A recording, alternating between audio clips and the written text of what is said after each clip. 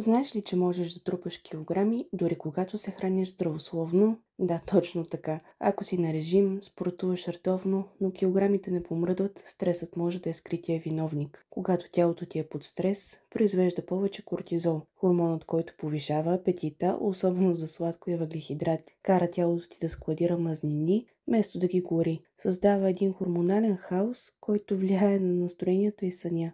Добрата новина – можеш да намалиш кортизола и да върнеш баланса в тялото си с няколко прости промени. Сега ще ти кажа 3 начина да намалиш стреса и да помогнеш на тялото си да отслабне по естествен начин. Първо, дишай дълбоко. 5 минути осъзнато дишане намаляват кортизола и отпускат нервната система. Второ, раздвижи се леко. Пилатес, стречинг или разходка активират релакс режима на тялото. Трето, създай вечерен ритуал. Топъл чай, няколко прочетени страници от книга или кратка медитация, вместо скролване преди сън. Малките навици е равно на големи резултати. Коя от тези техники ще пробваш първа? Сподели ми в коментар. Последвай ме за още съвети как да намериш баланс без стрес.